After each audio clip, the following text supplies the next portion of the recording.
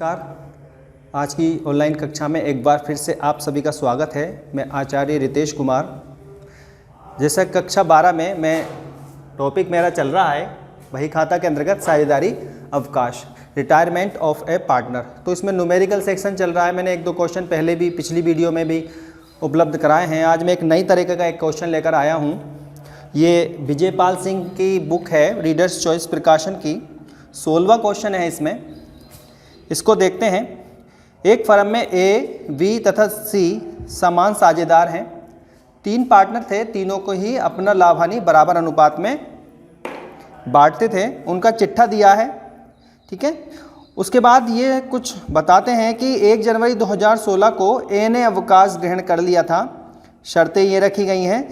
वो कह रहे हैं भूमि एवं भवन का मूल्य 12,200 हो गया, संयंत्र और मशीनरी का मूल्य 13,000 हो गया और विनियोग का मूल्य 18,000 रुपये निश्चित किया गया है। तो ये संपत्तियों का पुनर्मूल्यांकन किया गया है और पुनर्मूल्यांकन के लिए बनाया जाता है रीवैल्यूएशन अकाउंट या profit and loss adjustment account. तो देखते हैं इसमें कह रहे हैं भूमि भवन का मूल्य 12,200 अब हो गया है। पहले कितना था? 8,400। पहले 8,400 था, अब 12,200 हो गया। इसका मतलब भूमि भवन के मूल्य में इंक्रीज हुई है। और जब इंक्रीज होती है किसी एसेट्स में तो वो क्या होती है? वो होती है डेबिट। तो by land and building account 12,200 में से 8,400 घटा दीजिए तो ये बचेंगे 3,800। ये इंक्रीज हुई है। भूमि भवन पहले 8,400 का था, अब वो 12,200 का हो गया, यानी 3,800 रुपये बढ़ गए हैं तो उसको बाई में लिखना है। आगे बताया संयंत्र एवं मशीनरी का मूल्य 13,000 हो गया और संयंत्र मशीनरी पहले 14,000 की थी। अब 13,000 हो गया, यानी 1,000 रुपये कम हो गए तो इधर नहीं आएंगे, वो इधर जाएंगे टू प्लांट एंड मशीनरी। पहले 14 थे, अब 13 हो गए हैं, मतलब 1,000 रुपये की कमी हुई है। 1,000 रुपये की कमी हुई है। कम संपत्तियों में कमी होती है तो वो क्रेडिट होती है। आगे बताया है विनियोग का मूल्य 18,000 रुपये निश्चित किया गया। इन्वेस्टमेंट अब 18,000 रुपये के निश्चित किए गए हैं। पहले विनियोग थे 16,000 के, तो इसमें 2,000 रुपये की इंक्रीज हुई है। ये भी एसेट्स है तो ये भी बाई में जाएगी। बाई विनियोग को कहते हैं इन्वेस्टमेंट अकाउंट। कितनी? पहले थे 16, अब हो गए 18, तो 2,000 रुपये।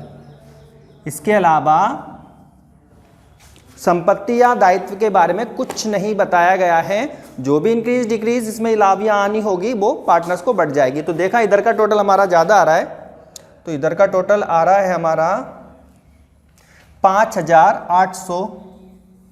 अब 5,800 में 1,000 जाएंगे तो 4,800 बचेंगे और 4,800 संपत्तियां ज़्यादा बढ़ी। संपत्तियां बढ़ी हैं 5,800 की और कमी हुई है केवल 1,000 की। तो 4,800 की संपत्तियों की वैल्यू ज़्यादा बढ़ गई तो ये क्या हुआ? ये हुआ प्रॉफिट। और प्रॉफिट होने से जब प्रॉफिट साझेदारों में बांटेंगे तो साझेदार की पूंजी इंक्रीज होगी और पूंजी कैपिटल लायबिलिटीज होती है। और लायबिलिटी जब बढ़ती है, जब संपत्तियां बढ़ती हैं तो डेबिट, और जब लायबिलिटीज बढ़ती है तो क्रेडिट होती है। तो ये 4,800 रुपये ए बी सी 3 पार्टनर हैं, तीनों में समान साझेदार हैं तो बराबर बराबर बटेंगे। तो इसको लिख देते हैं टू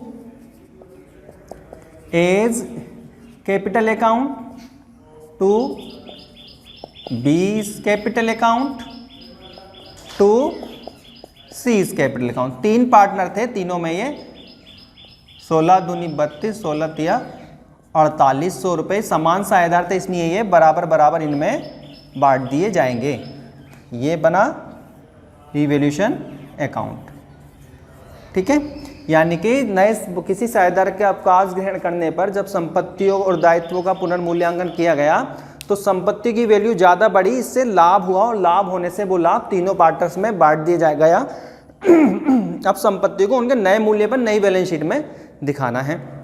उसके बाद आते हैं पार्टनर्स कैपिटल अकाउंट। तो पार्टनर्स कैपिटल अकाउंट में सबसे पहले इनकी तीनों की पूंजी कैपिटल तो कैपिटल उधर जाती है क्योंकि ये डेबिट पक्ष होता है और ये होता है क्रेडिट पक्ष। कैपिटल हमारी क्रेडिट होती है क्योंकि लायबिलिटी से, तो इसके बैलेंस कहाँ जाएगा, उधर जाएगा। तो ये लिखेंगे बाई बैलेंस BD, जो इनका पहला था। बुक में दिया है 16,000, 13,200 और 16,000। तो 16,000, 13,200 और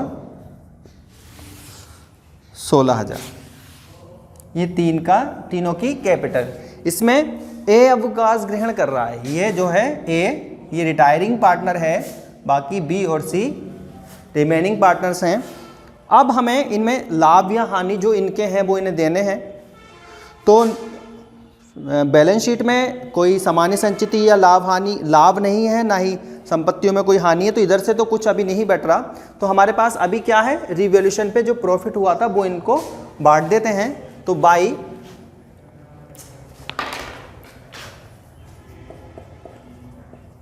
रिवैल्यूएशन अकाउंट,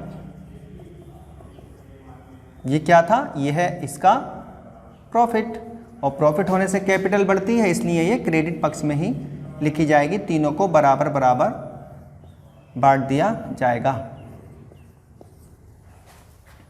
ठीक है। उसके बाद है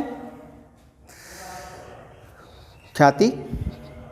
ख्याति की एंट्री करते हैं। हमें पता है कि ख्याति जो साझेदार अवकाश ग्रहण कर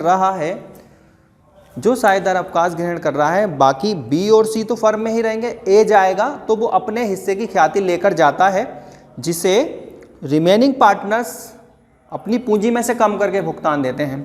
तो ए के हिस्से की ख्याति कितनी है, कह रहे हैं उसमें ख्याति का मूल्यांकन 21,000 पर किया गया है, यानी जो फर्म की ख्याति थी वो है 21,000। तो ए के हिस्से की ख्याति कितनी होगी, ए के हिस्से की गुडविल कितनी होगी, क्योंकि 3 पार्टनर हैं और तीनों ही इक्वल हैं, तो कितना रेशो होगा ए का, 1/3। कितनी आई, 7,000। ए के हिस्से की ख्याति 7,000, बी के हिस्से की ख्याति 7,000 और सी के हिस्से की ख्याति 7,000। तो बी और सी तो फर्म में रहेंगे, यानी उनकी ख्याति की कैलकुलेशन करने की आवश्यकता नहीं है। ए जा रहा है, ए अवकाश ग्रहण कर रहा है, तो बी और सी दोनों लोग उसे 7,000 रुपये का भुगतान करेंगे। ठीक है, तो कैसे करेंगे, ए तो जा रहा है B, by B's capital account और by C capital account. A जा रहा है तो बी और सी दोनों लोग ए को भुगतान करेंगे। उन लोगों का अनुपात क्या था, इक्वल था। तो इस 7,000 रुपये को बी और सी दोनों ही लोग इक्वल रेशो में बांटकर ए को पेमेंट कर देंगे। तो 7,000 जब दो जगह बटेगा तो कितना आएगा, 3500 बी देगा और 3500 ही सी उसको देगा। क्योंकि ख्याति कोई ऐसी मूर्त संपत्ति नहीं है कि पार्टनर उठा के ले जाएं। साझेदार के जाने से ख्याति फर्म में ही बनी रहेगी, क्योंकि व्यवसाय चलता रहेगा। इसलिए जो रिमेनिंग पार्टनर्स होते हैं वो जाने वाले साझेदार को ख्याति का भुगतान कर देते हैं। अब भी फर्म की ख्याति 21,000 है, लेकिन अब वो जो है बी और सी में डिवाइड होगी। ठीक है, अब तक 3 में हो रही थी। फर्म की ख्याति पसंद नहीं पड़ेगा, फर्म की ख्याति अब भी 21 ही रहेगी, लेकिन ये पहले 3 जगह बट रही थी 7-7 हज़ार। अब 3500 इनकम इन्होंने भुगतान कराया, तो ख्याति तो फर्म में वही रही, लेकिन अब केवल बी और सी में बटेगी, जो कि 10,500 और 10,500 वो आगे की बात है, इसमें इसका कोई यूज़ नहीं होता है। ठीक है, अब ये मिल गई। अब बी ने दिए और सी ने दिए, तो इनके अकाउंट्स में से कटेंगे भी। तो 2 एज कैपिटल अकाउंट, ए का पूंजी खाते में लिख रहे हैं, तो ए में तो नहीं लिखेंगे। बी ने कितने दिए थे, 3500, और सी ने कितने दिए थे, ये भी 3500। ठीक है, ये हुई गुडविल की एंट्री। इसके बाद इन्होंने ये कहा है कि बी ने 8,000 रुपये अतिरिक्त पूंजी के रूप में लगाना स्वीकार किया। बी की पूंजी यहाँ कम है, तो बी ने और 8,000 रुपये फर्म में अतिरिक्त पूंजी के रूप में देने स्वीकार किए हैं। तो फर्म में कैश आ रही है तो उसे कैश बढ़ा लेंगे, बाई कैश अकाउंट। ये कौन लाया है 8,000 रुपये अतिरिक्त, बी। तो बी लाया है, तो बी की पूंजी बढ़ गई है, इसलिए वहाँ लिखी जाएगी। उसके बाद इन्होंने अब हमें ए को पेमेंट करना है। तो जब कोई साझेदार जाता है तो उसे पेमेंट किया जाता है, या तो नकद दिया जाता है या उसके ऋण खाते में हस्तांतरित कर दी जाती है। मान लीजिए कोई साझेदार जा रहा है तो उसे भुगतान के रूप में कोई संपत्ति भी दी जा सकती है। तो इसने इस पृष्ठ में एक नई बात कही गई है कि ए ने विनियोग को नए मूल्य पर लेना स्वीकार कर लिया। अब ए का तो हम हिसाब बना ही रहे हैं, तो ए ने कहा कि भाई मुझे भुगतान तो आप करोगे, तो जो विनियोग है वो उसे दे दिए, जो कि उसका नया मूल्य था। पहले पुराना मूल्य था 16,000, नया मूल्य 18,000। तो ये क्या होगा, संपत्ति खत्म हो जाएगी और जो ए का पेमेंट है वो भी कम हो जाएगा। तो ए का पेमेंट कम करने के लिए तो हम इधर ही लिखेंगे 18,000, क्योंकि विनियोग का मूल्य अब 18,000 है। अब जो इन्वेस्टमेंट थे जो कि बैलेंस शीट में आते हैं वो खत्म हो चुके हैं, और जब संपत्ति खत्म होती है तो क्या होती है, क्रेडिट होती है ना। तो 2, या ये कह लीजिए कि ए ने 18,000 रुपये के इन्वेस्टमेंट लिए हैं, तो इन्वेस्टमेंट चले गए टू इन्वेस्टमेंट अकाउंट। ये इसने ए को हमने 18,000 रुपये के इन्वेस्टमेंट दे दिए हैं। ठीक है, अब पृष्ठ में देख लेते हैं एक बार। अब कुछ नहीं है, केवल इसका ए का इन सब का हिसाब लगाया जाएगा। टोटल लगा लेते हैं। तो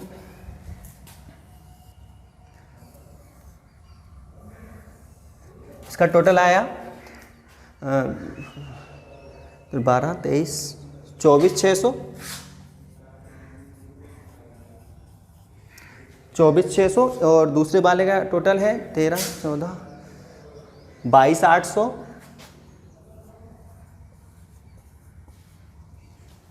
13, 14 और फिर 20, 22,800। ठीक है, और ये है 17,600।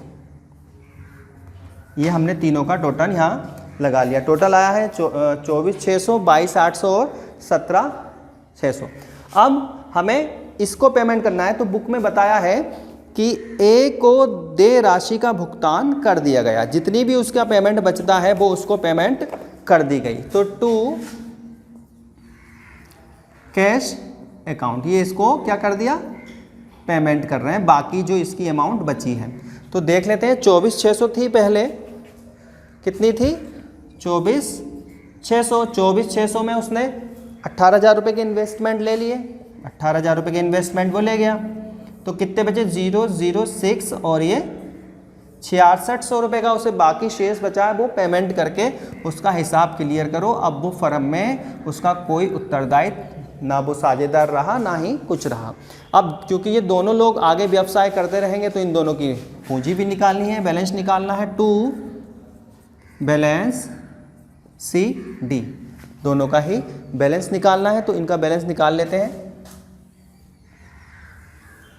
कैसे, बैलेंस आप जानते ही होंगे, इससे तो कोई मतलब नहीं रहा, ये तो क्लियर हो गया क्योंकि ये तो पेमेंट हो चुका। बी का देखिए, बी का 22,800 में से 3,500 घटाने हैं, 22,800 में से 3,500 घटाने हैं, तो ये आएगा 19,300। जोड़ लीजिए एक बार, 22,800, ठीक है, 22,800, 800 ये बन गए, और 3 और 9 2 कैरी 1, और ये 22,800। ठीक है, सी का निकालना है, 17,600 में से 3,500 घटाने हैं, तो ये आएंगे 14,100, 14,100, 1400 बोलते हैं कुछ लोग, 14,100 होते हैं। ये है 17,600, ये है 17,600। ये इनका हिसाब बन गया। तो ये रिवोल्यूशन अकाउंट और पार्टनर्स कैपिटल अकाउंट था। अब इसमें हमें बनानी है बैलेंस शीट। ठीक है, तो बैलेंस शीट यहीं देख लेते हैं। बैलेंस शीट के लिए यहीं बना देते हैं।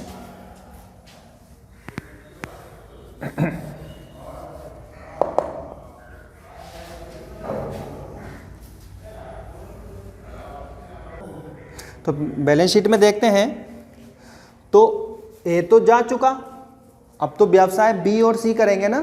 तो ए की कैपिटल से अब मतलब नहीं रहा, उसका तो पेमेंट हो चुका। तो कैपिटल हम जब लिखेंगे, कैपिटल तो किसकी लिखेंगे, बी की और केवल सी की।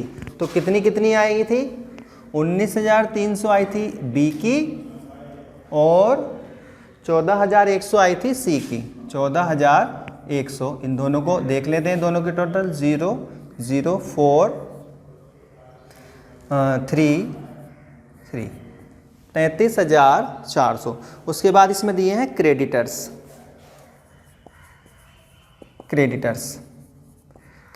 दिए हैं 14,000 के।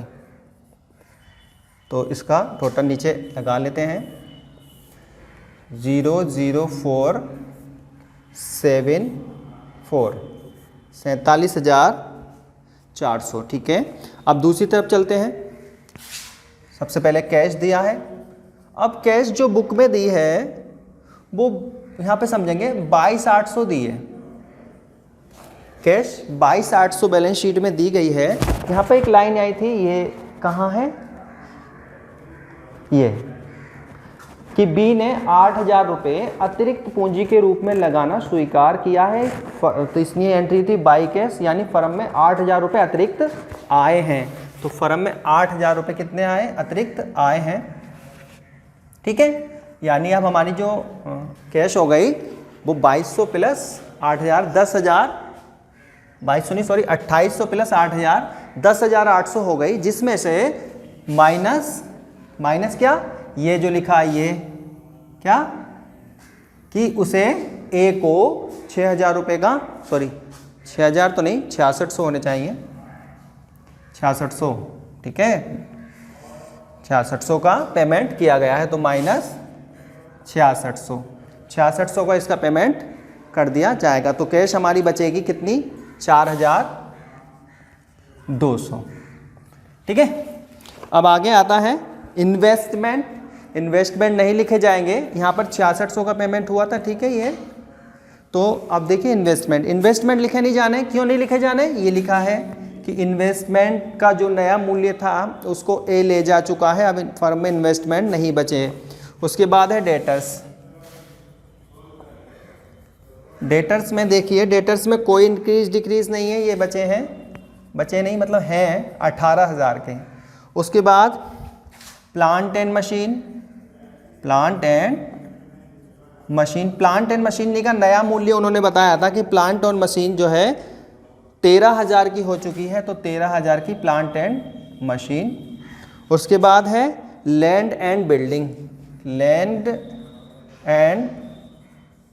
बिल्डिंग जो कि हो गई थी 12,200 की, 12,200। अब कोई एसेट्स नहीं बची है, इसको भी टोटल लगा लेते हैं 4। ठीक है, और ये आए 10 17 कैरी 1 और ये 47,400। ठीक है, ये इम्पोर्टेंट सवाल है इसलिए मैंने इसको चूज़ किया था। पार्टनरशिप में इसी तरह का जो रिटायरमेंट है मोस्टली यही होता है, हिसाब लगाकर उसका अवकाश वाले का पेमेंट कर दिया जाता है। ठीक है, इस वीडियो को ज़्यादा से ज़्यादा बार देखना, ये सवाल इंपॉर्टेंट है। इसकी बाकी जो क्वेश्चन है वो मैं आपको PDF में भी उपलब्ध कराऊंगा। आज की वीडियो में इतना ही, धन्यवाद।